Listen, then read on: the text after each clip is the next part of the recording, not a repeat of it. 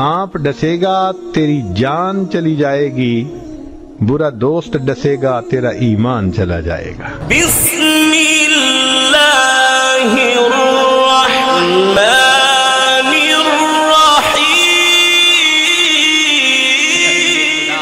Syeda Tahira Ayesha Siddiqa रज़ी अल्लाह ताला अन्हा का नबी अलैहिस्सलातु वस्सलाम से 2210 अहादीस इनके जरिए हम तक पहुंची। प्यारे आका सल्लल्लाहु अलैहि वसल्लम ने इनके बारे में अच्छी बातें इरशाद फरमाई। फरमाया कि फज़्लु आयशति अला साइरिन निसा का फज़्लि सुरीरी अला साइरि ताम। आयशा को बाकी औरतों पे ऐसी फौकियत हासिल है जैसे कि सुरीद को खाने के ऊपर फौकियत हासिल है। अल्लाह के नबी को सबसे ज्यादा इनसे मोहब्बत। एक मर्तबा देखा कि सैयदा आयशा सिद्दीक़ा रज़ियल्लाहु ताला अन्हा प्याले में से पानी नोश फरमा रही हैं। अल्लाह के नबी ने दूर से ही देख के कह दिया, हुमैरा मेरे लिए भी बचा के रख लेना। नबी अलैहिस्सलाम प्यार से आयशा सिद्दीक़ा रज़ियल्लाहु को हुमैरा फरमाते थे। पानी की कमी तो नहीं थी, असल तो मोहब्बत का इजहार करना था। सैयदा आयशा सिद्दीक़ा रज़ियल्लाहु ने पानी छोड़ दिया। नबी अलैहिस्सलाम ने वो प्याला लिया, अब मुंह के करीब ले जाने लगे कि बढ़ते हाथ रुक गए। अल्लाह के नबी ने कहा कि आपने होंठ कहाँ रखे थे? आयशा सिद्दीक़ा रज़ियल्लाहु ने फरमाया कि यहाँ रखे थे। कुर्बान जाएं अल्लाह के नबी की उस मोहब्बत पे। नबी अलैहिस्सलातु वस्सलाम ने प्याले को फेरा जहाँ आयशा सिद्दीक़ा रज़ियल्लाहु ने होंठ रखे थे, अपने होंठ वहां पे रख के पानी नोश फरमाया। एक मर्तबा नबी अलैहिस्सलाम ने आयशा सिद्दीक़ा रज़ियल्लाहु से फरमाया, आयशा आप मुझे इतनी अच्छी लगती हैं कि इतना शहद और मक्खन को मिला के खाया जाए तो मजा आता है, मुझे आप इतनी अच्छी लगती हैं।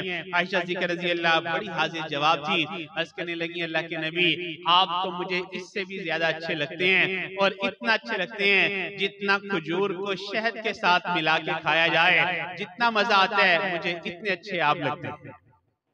तो हबीब खुदा सैयदा ताहिरा आयशा सिद्दीक़ा रज़ियल्लाहु ताला अन्हा नबी अलैहिस्सलातु वस्सलाम की महबूबा और परवरदिगार आलम की तरफ से नबी अलैहिस्सलातु वस्सलाम को हुक्म मिला कि आप इनसे निकाह फरमाइए। चुनांचे अल्लाह के नबी का तरीका था, जब भी आप सफर पे जाने लगते अज़वाज के दरमियान पूरा डालते और पूरा जिस ज़ौजा के नाम निकलता अल्लाह के नबी उस ज़ौजा को अपने साथ सफर के लिए कबूल फरमाते। चुनांचे एक सफर था और उस सफर में ग़ज़वाए बनी मुस्तलक के लिए अल्लाह के नबी ने रवाना होना था। नबी अलैहिस्सलाम ने अज़वाज के दरमियान पूरा डाला तो वो पूरा हबीब खुदा सैयदा आयशा सिद्दीक़ा रज़ियल्लाहु ताला अन्हा के नाम निकला। चुनांचे अल्लाह के नबी के साथ सफर पे जाने के लिए इन्होंने तैयारी शुरू कर दी और अपनी बहन हज़रत अस्मा रज़ी अल्लाह से इन्होंने हार ले लिया कि मैं वापिस आके हार आपको लुटा दूंगी। चुनांचे ये लेके नबी अलैहिस्सलातु वस्सलाम के साथ सफर पे हो लेती हैं। अब सफर से वापसी का वाकया है, एक जगह पे हज़रात ने क़याम किया, पड़ाव डाला। सैयदा आयशा सिद्दीक़ा रज़ियल्लाहु ताला अन्हा क़ज़ाए हाजत के लिए तशरीफ ले गई दूर। चुनांचे इनके जाने का पता तो सबको चला मगर वहां पे वो अपना हार खो बैठी। जब वापस तशरीफ लाई इन्होंने महसूस किया कि मेरे गले में हार नहीं है, ये फिर हार तलाश करने के लिए चली जाती हैं। चुनांचे जब उधर अल्लाह के नबी ने देखा कि काफले के कूच का वक्त है, नबी अलैहिस्सलातु वस्सलाम ने हुक्म दे दिया कि होदज को उठाओ और इसको ऊंटनी के ऊपर रखो। होदज उस लकड़ी के ब्लॉक को कहते हैं, इसमें ज़ौजा मुताहिरा के लिए और सफर के लिए बनाया गया था, यानी लकड़ी का कमरा। दुबली पतली थी, वजन इतना नहीं था। सहाबा किराम ने होदज को उठाया और लकड़ी के ऊपर रख दिया। अल्लाह की शान कि जब ये वापस तशरीफ लाई हार तो इनको मिल गया था मगर सारा लश्कर कूच कर गया था और इनको अफसोस नहीं था। इन्हें पता था कि जब अल्लाह के नबी को खबर होगी तो नबी अलैहिस्सलाम जरूर किसी को भिजवाएंगे। अल्लाह के नबी की एक मुबारक आदत थी कि नबी अलैहिस्सलाम जब भी सफर में होते तो काफिला से एक मंजिल पीछे एक सहाबी की ड्यूटी मुख्तस कर देते और उनके जिम्मे काम ये होता कि काफिले की गिरी पड़ी अगर कोई चीज है तो वो उसको उठा के लाएं। इस सफर में ये ड्यूटी हजरत सफ़वान इब्ने मुअत्तल रज़ी अल्लाह की थी। हजरत सफ़वान इब्ने मुअत्तल रज़ी अल्लाह पक्की उम्र के थे और बदरी सहाबी हैं। पक्की उम्र से मुराद ये कि उदेड़पन की जिंदगी गुजार रहे थे और हदीस के अंदर बदरी सहाबा के बड़े फजाइल आए हैं। इन्होंने देखा कि ज़ौजे रसूल दरख्त की छांव में इस्तराहत आराम फरमा रही हैं। इन्होंने इन्ना लिल्लाहि व इन्ना इलैहि राजिऊन पढ़ा।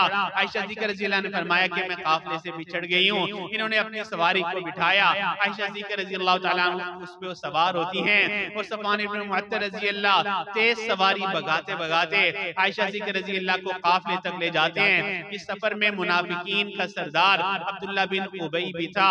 उस बदबख्त ने सोचा छोड़ दिया, अल अयाज़ु बिल्लाह, मेरे मुंह में 100 मरतबा खाक। उसने कहा कि माज़अल्लाह, हज़रत आयशा सिद्दीक़ा रज़ियल्लाहु और सफ़वान इब्न मुअत्तल रज़ियल्लाहु के दरमियान मामला गलत है।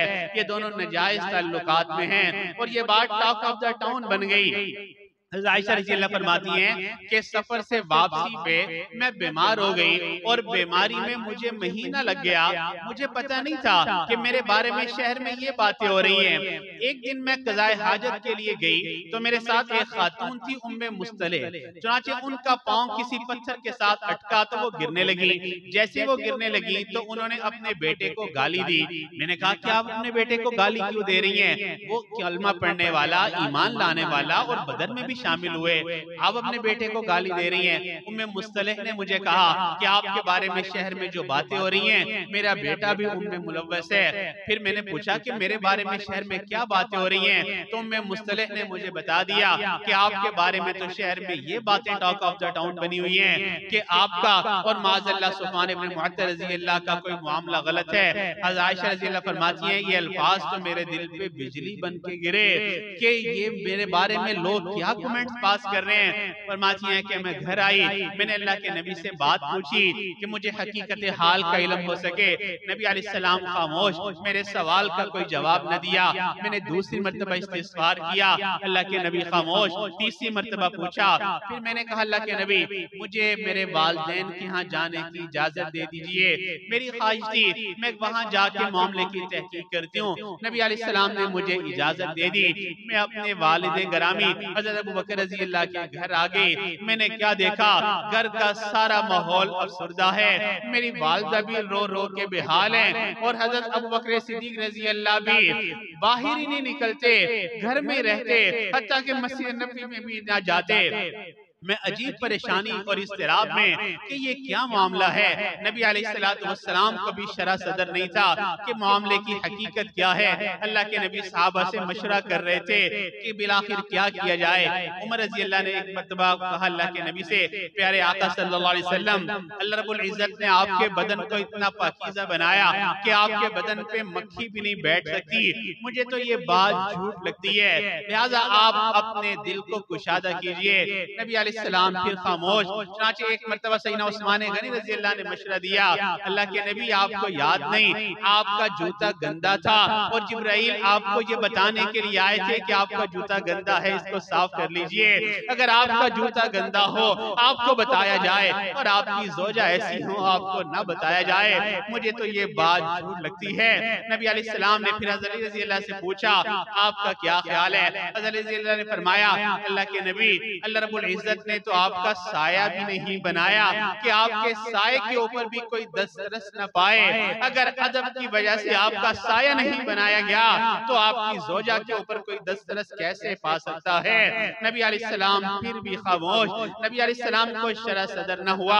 फिर हज़रत अली रज़ियल्लाहु ने मशवरा दिया, अल्लाह के नबी, अगर आपको शरा सदर नहीं हो रहा, आपके पास कौन सा बीवियों की कमी है, आप तलाक दे दीजिए। नबी अलैहिस्सलातु वस्सलाम ने जब ये सुना तो हज़रत उमर रज़ियल्लाहु ने फौरी रिस्पॉन्ड किया, अर्ज़ करने लगे, अल्लाह के नबी मुझे इस सवाल का जवाब दीजिए। आयशा सिद्दीक़ा रज़ियल्लाहु के साथ निकाह आपने खुद फरमाया था कि अल्लाह के हुक्म से किया था? नबी अलैहिस्सलाम ने फरमाया कि मैंने अल्लाह के हुक्म से किया था। सैयदना उमर रज़ियल्लाहु फरमाने लगे, ये कैसे मुमकिन है? परवरदिगार आपके लिए कोई नापाक चीज पसंद फरमाए, मुझे तो ये बात झूठ लगती है। चाचे नबी अलैहिस्सलातु वस्सलाम मुझे दिल के साथ उठते हैं और अबू बकर सिद्दीक़ रज़ियल्लाहु के घर तशरीफ लाते हैं। सारे घर का माहौल अफसरदा है। अल्लाह के नबी ने हज़रत आयशा रज़ियल्लाहु को बुलाया और कहा कि आयशा, अगर आपसे कोई गलती हुई है आप भी माफी मांगो, मैं भी अल्लाह से फरियाद करूंगा, अल्लाह आपकी लग़ज़िश को माफ कर देगा। सैयदा आयशा सिद्दीक़ा रज़ियल्लाहु तआला अन्हा फरमाती हैं, वो हस्ती जो मेरी इज्जत और नामूस की मुहाफिज, मेरे बारे में उनका ये गुमान, मैं इतना गिड़गिड़ा के रोई और मैंने कहा कि मेरा कोई मलजा और मावा नहीं सिवाय अल्लाह के। चनाचे मैं एक कोने में जा बैठती हूँ और अल्लाह से फरियाद करती हूँ, ऐ मजलूमों के परवरदिगार, ऐ मिस्कीनों के परवरदिगार, जब भी ईमान वालों पे कोई मुसीबत आती है आपकी रहमत हमेशा मुतवज्जे होती है। हबीबे खुदा के ऊपर आज बात आई है, चनाचे आप ही की रहमत का हमें सहारा है।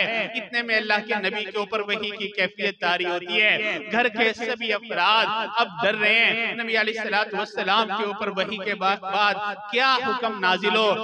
जैसे ही वही की कैफियत खत्म हुई, अल्लाह के नबी की सियाह जुल्फों से आपका चेहरा यूं नमूदार हुआ जैसे सियाह रात से चांद निकलता है।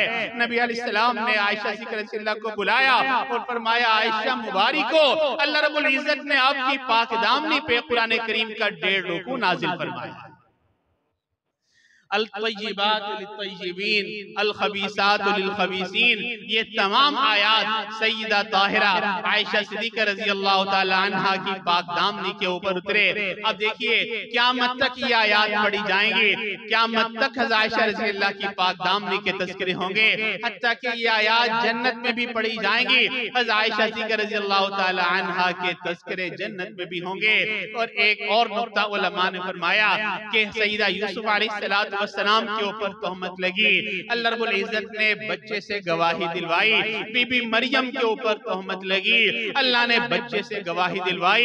यहाँ पे भी तो परवरदिगार आलम कोई भी ऐसा मामला पेश फरमा सकते थे, लेकिन ये मामला हबीबे खुदा का था। अल्लाह रब्बुल इज्जत ने कुरानी आयात में सैयदा आयशा सिद्दीक़ा रज़ियल्लाहु की बरात का ऐलान फरमाया। गोया कि जो बंदा पाक दामनी की जिंदगी गुजारता है, इज्जत और नामूस की हिफाजत करता है, अल्लाह की निगाह में ऐसा बंदा ऐसे ही मकबूल और महबूब होता है। अजीज सामीन, आज हम अपने मुआशरे में देखें बेहयाई का एक तूफान है। इंटरनेट की सूरत में, मोबाइल की सूरत में हर नौजवान इस गुनाह के अंदर ऐसा मुलव्वस कि बेहयाई और हया का जनाजा निकल चुका है। अजीज सामीन, आज जरूरत इस बात की है हम बाहया बन के जिंदगी गुजारने वाले बने। हमारे घरों में हम अपने बच्चों की तरबियत इस नहज पे करें कि कम से कम हया की सिफ़त उनके अंदर हो। अल्लाह के नबी ने फरमाया हया और ईमान दोनों साथी हैं, जब एक चला जाए तो दूसरा खुद ब खुद चला जाता है। चनाचे सहाबाए किराम बड़ा एहतमाम किया करते चांद देखने का। एक मरतबा अल्लाह के नबी ने फातिमा ज़हरा रज़ियल्लाहु से पूछा, बेटा फातिमा आज चांद नजर आया है, आपने देखा? सीधा फातिमा ज़हरा रज़ियल्लाहु फरमाने लगी, नहीं अल्लाह के नबी मैंने नहीं देखा। उन्होंने पूछा क्यों नहीं देखा? सैयदा फातिमा ज़हरा रज़ियल्लाहु का जवाब सुनिए। अर्ज़ करने लगी, अल्लाह के नबी मैं चांद देखने लगी, एक दूसरा ख्याल दिल में आ गया, कहीं ऐसा न हो कि जब मेरी निगाह चांद पे पड़े ऐन उसी लम्हे कोई गैर महरम भी चांद को देख रहा हो, हम दोनों की निगाह इकट्ठे चांद पे न पड़ जाए। इस एहतियात की वजह से आज मैंने चांद को न देखा। दुनिया से जा रही हैं और आखिरी नसीहत फातिमा ज़हरा रज़ियल्लाहु फरमा रही हैं कि जब मुझे तजहीज़ और तकफीन करके मुझे कब्रिस्तान की तरफ ले जाया जाए, मेरी मैयत को ऊपर से कवर करना ताकि किसी को ये भी पता न चले कि मेरे बदन की जिस्मानी हैत कैसी है। तो अज़ीज़ सामीन, अल्लाह के नबी ने ऐसी बाहया जिंदगी गुजारने की तालीमात दी हैं। और आज कुफर कहते हैं शाइनेस इज अ सिकनेस, हया बीमारी है। और अल्लाह के नबी ने फरमाया तो कि हया तो ईमान का हिस्सा है। हया और ईमान दोनों साथी हैं, जब एक चला जाए तो दूसरा खुद ब खुद चला जाता है। अपने घरों में बच्चों में बाहया जिंदगी गुजारने की उनको तरबियत करें ताकि कम से कम ईमान तो महफूज रहे। अल्लाह करे कि हमारा घर, हमारा मुआशरा और ये दुनिया जन्नत का नमूना बन जाए। हम हया के पैगंबर बन के जिंदगी गुजारने वाले बने। वाखिरु दावाना अनिल हम्दुलिल्लाहि रब्बिल आलमीन।